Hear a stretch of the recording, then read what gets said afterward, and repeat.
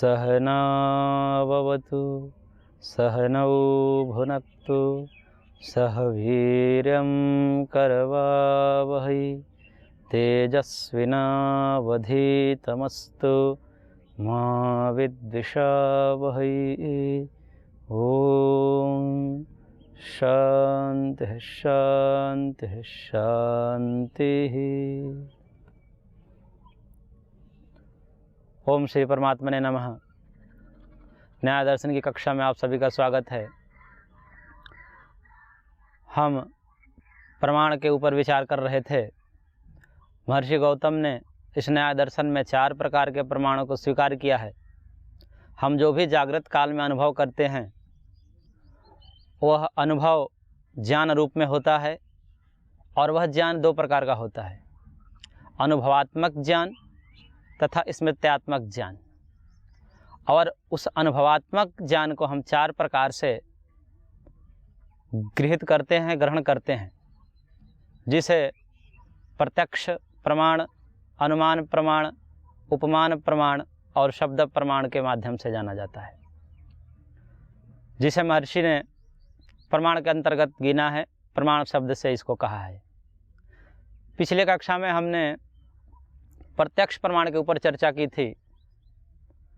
आज अनुमान प्रमाण पर हम चर्चा करेंगे। महर्षि गौतम अनुमान प्रमाण को सूत्र द्वारा कह रहे हैं, अथ तत्पूर्वकम त्रिविधम अनुमानम पूर्ववत शेषवत सामान्यतो दृष्टम च। अर्थात इस सूत्र में अनुमान प्रमाण के लक्षण भी है तथा अनुमान प्रमाण के भेद भी बताए गए हैं कि अनुमान प्रमाण के 3 भेद होते हैं, पूर्ववत, शेषवत, सामान्यतो दृष्ट। अथ तत्पूर्वकम अनुमानम, अनुमान का इतना ही लक्षण है। तत्पूर्वकम अर्थात प्रत्यक्ष पूर्वकम। प्रत्यक्ष पूर्वकम को आचार्यों ने इसको समझाते हुए कहा व्याप्ति पूर्वक, परामर्श जन्य ज्ञानम अनुमानम, ऐसा भी कहा जाता है। उसी को व्याप्ति, संबंध इत्यादि नामों से जाना जाता है। तो यहाँ पर हमको व्याप्ति को थोड़ा समझना पड़ेगा। व्याप्ति किसे कहते हैं, क्योंकि बिना व्याप्ति के हम अनुमान प्रमाण को समझ नहीं पाएंगे। इसलिए व्याप्ति को समझने के लिए आप उसको ऐसे समझ सकते हैं। महर्षि कपिल ने व्याप्ति के विषय में कहा है, नियत धर्म साहित्यम उभयोर एकत्रस्य वा व्याप्ति। अर्थात वह 2 धर्म जो इकट्ठे होते हैं नियत संबंध से, अर्थात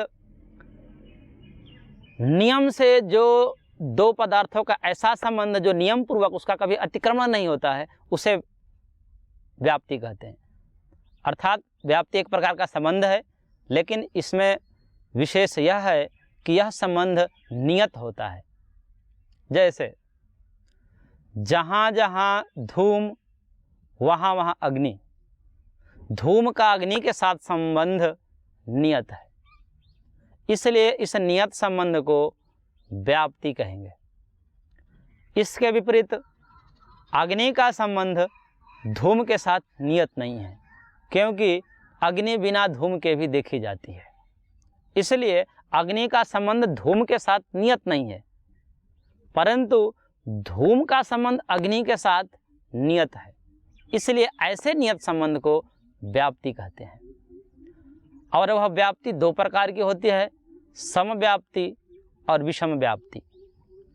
जहाँ पर व्याप्ति दोनों तरफ से संबंधित हो और वह संबंध दोनों तरफ से नियत हो, उस दोनों तरफ से नियत संबंध को समव्याप्ति कहते हैं।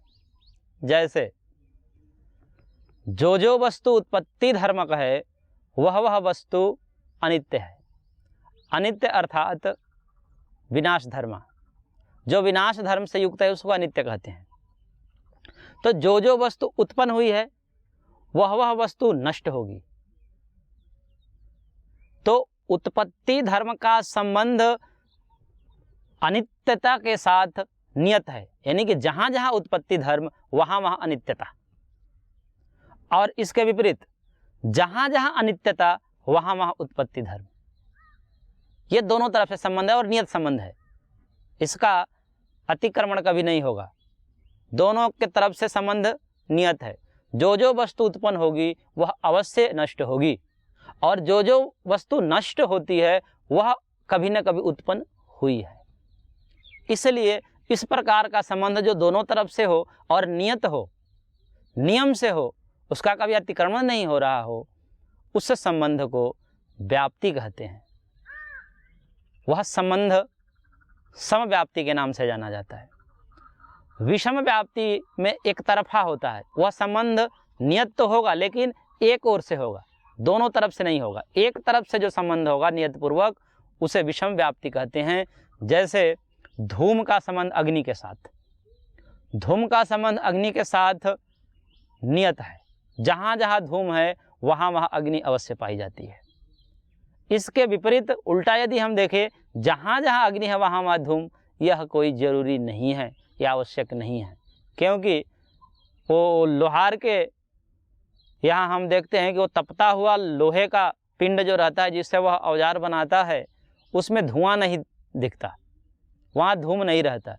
इसलिए वहाँ पर अग्नि का संबंध धूम के साथ नियत नहीं है, लेकिन धूम का संबंध अग्नि के साथ नियत संबंध है। तो यह विषम व्याप्ति है। जो एक तरफा संबंध हो वह विषम व्याप्ति का उदाहरण है। जैसे और उदाहरण से ले सकते हैं, जहाँ जहाँ संतान वहाँ वहाँ माता पिता, अर्थात संतान है तो माता पिता होते हैं। संतान का संबंध माता पिता से होता है, तो यह संबंध नियत है। परंतु माता पिता का संबंध संतान के साथ नियत हो, यह कोई जरूरी नहीं हो। कई माता पिता ऐसे देखे जाते हैं जो संतान रहित होते हैं। माता पिता का संबंध संतान से यह कोई व्यवस्था नहीं है, परंतु संतान का संबंध माता पिता से यह नियमित व्यवस्था है। तो समव्याप्ति और विषम व्याप्ति के भेद से दो प्रकार की व्याप्ति होती है। समव्याप्ति का हम उदाहरण देखें कि जो व्याप्ति दोनों तरफ से हो और नियत हो उसे समव्याप्ति कहेंगे, और जो व्याप्ति एक तरफा हो, केवल एक तरफ से व्याप्ति हो, एक तरफ से नियत संबंध हो, वह विषम व्याप्ति है। जैसे धूम और अग्नि का संतान और माता पिता का संबंध, यह विषम व्याप्ति है। संतान का संबंध माता पिता से नियत है, परंतु माता पिता का संबंध संतान से नियत नहीं है, क्योंकि कई ऐसे माता पिता जो संतान रहित होते हैं। इसलिए माता पिता हो तो संतान भी हो, यह कोई आवश्यक नहीं है, परंतु यह आवश्यक है कि पुत्र है, संतान है, तो माता पिता अवश्य देखे जाते हैं। तो इस प्रकार की व्याप्ति को हम विषम व्याप्ति कहते हैं, जो एक तरफ से व्याप्ति हो।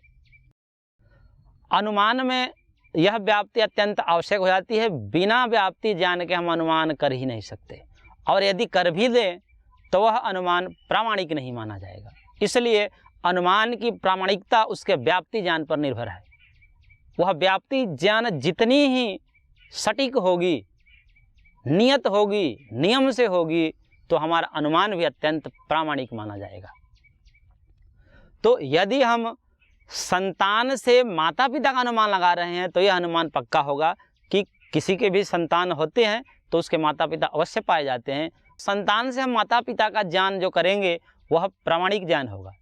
यदि इसके विपरीत माता पिता को देखकर हम संतान होगा ही ऐसा अनुमान करेंगे, ऐसा ज्ञान करेंगे, तो उस ज्ञान की प्रामाणिकता खतरे में पड़ जाती है। तो अनुमान प्रमाण व्याप्ति पूर्वक होता है। इसलिए महर्षि गौतम ने सूत्र में कहा अथ तत्पूर्वकम। तत्पूर्वकम अर्थात व्याप्ति पूर्वकम, व्याप्ति पूर्वक अनुमान होता है, और वह व्याप्ति हमें प्रत्यक्ष से गृहीत होती है। इसमें विशेषता यह है कि अनुमान प्रमाण प्रत्यक्ष पूर्वक होती है। बिना प्रत्यक्ष के हम अनुमान नहीं कर सकते।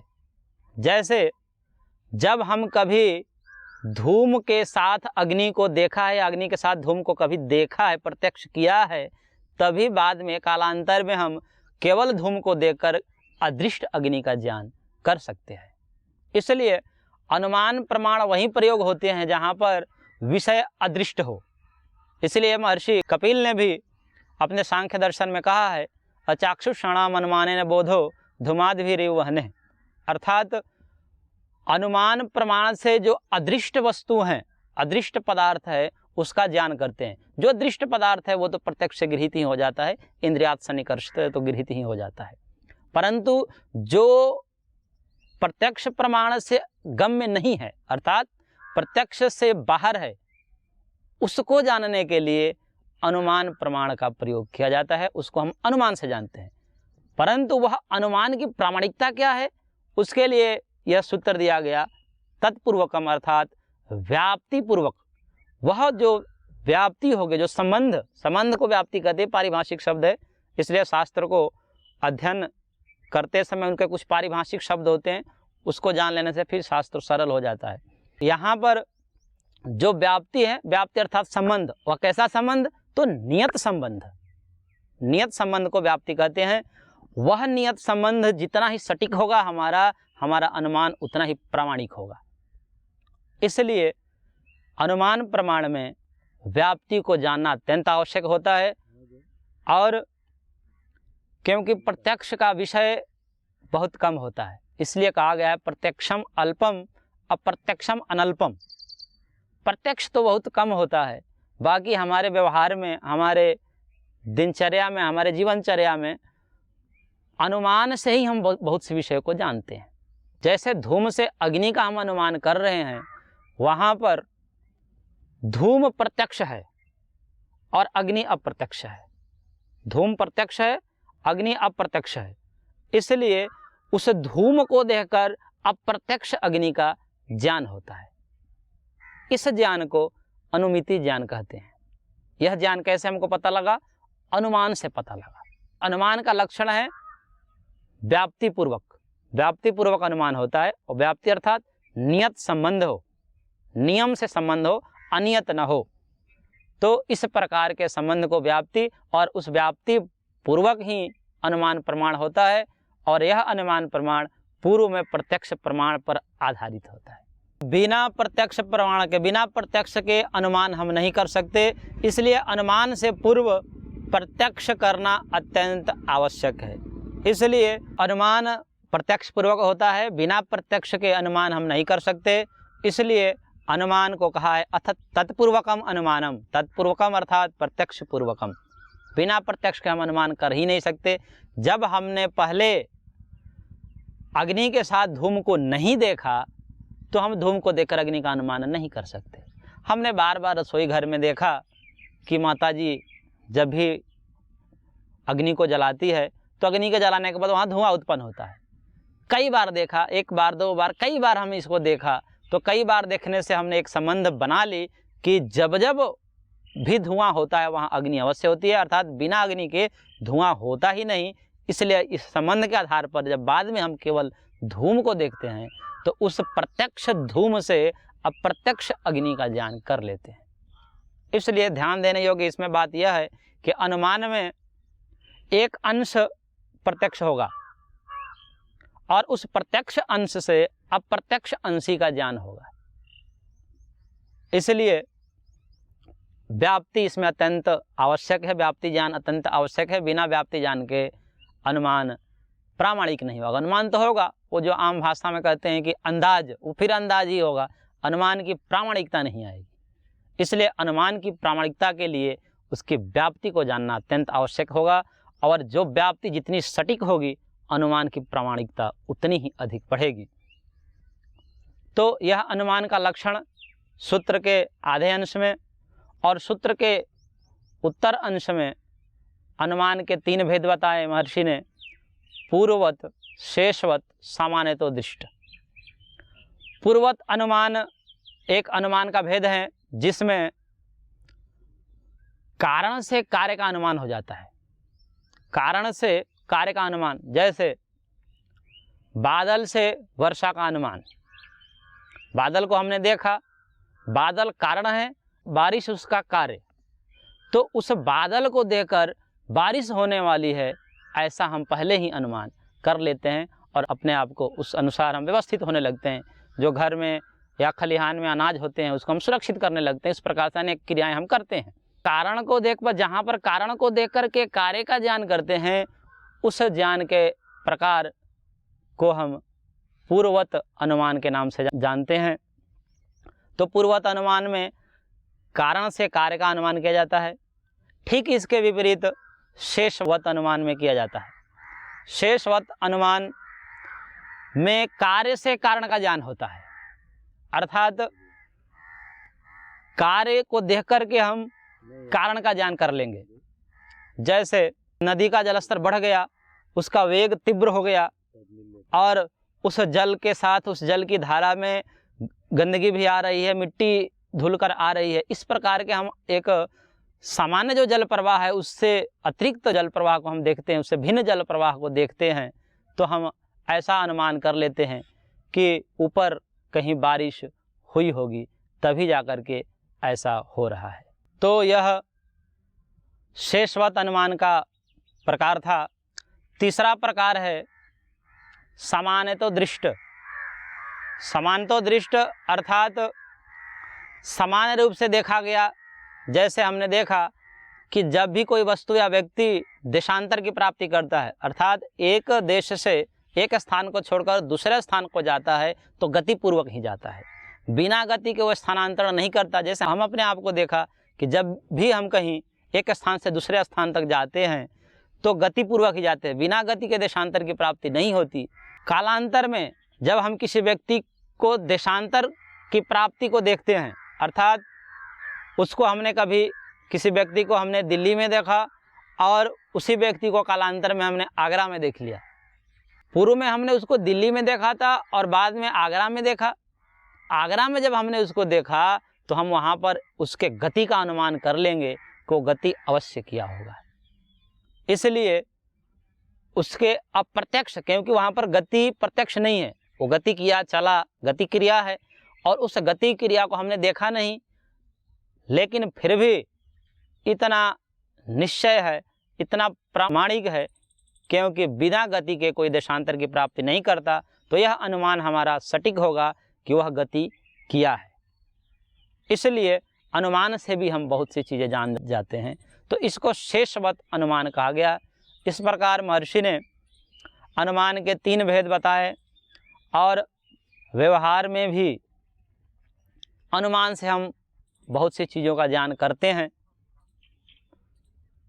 प्रत्यक्ष की सीमा अल्प है, अप्रत्यक्ष की सीमा अनल्प है, विस्तार है इसका। इसलिए जो भी वस्तु अप्रत्यक्ष होगी, उस अप्रत्यक्ष वस्तु, अप्रत्यक्ष अर्थात हमारी इंद्रियां से दूर होगी, इंद्रियों के साथ उसका संबंध नहीं बन पा रहा है, उसको भी हम अनुमान प्रमाण से जान जाते हैं। इसलिए अनुमान, यहाँ पर महर्षि गौतम ने अनुमान को प्रमाण के अंतर्गत गिना है। अनुमान एक प्रमाण है, इसलिए प्रमाण अर्थात उसके द्वारा जो कहा गया वो निश्चय ही वैसा ही होगा। अनुमान का मतलब ये नहीं कि ये तो अनुमान है, अनुमान मतलब कल्पना नहीं। प्रायः भ्रम ये हो जाता है कि अनुमान का अर्थ हम ऐसा समझ लेते हैं कि ये तो कल्पना है। कल्पना नहीं, अनुमान उसे कहते हैं कि अनुमान से जिस विषय में हम कह रहे हैं, जिस विषय में हम अनुमान से जान रहे हैं, वो विषय वैसा ही होगा।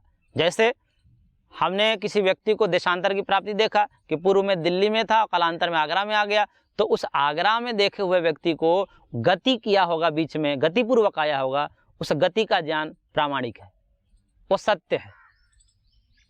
परंतु इसमें ध्यान देने योग्य बात यह है कि इन प्रमाणों की एक सीमा होती है। अनुमान प्रमाण को अपने सीमा में रखेंगे तो वह प्रामाणिक होगा। शब्द प्रमाण जो आगे कहेंगे उसको भी एक अपने सीमा में रखेंगे तो भी प्रामाणिक होगा। और प्रत्यक्ष तो असीम है ही, प्रत्यक्ष पर तो जाकर के जिज्ञासाएं समाप्त हो जाती है। तो इस प्रकार से महर्षि ने अनुमान प्रमाण को 3 भागों में विभक्त किया: पूर्ववत, शेषवत, समानतो दृष्ट। अगला प्रमाण उपमान प्रमाण।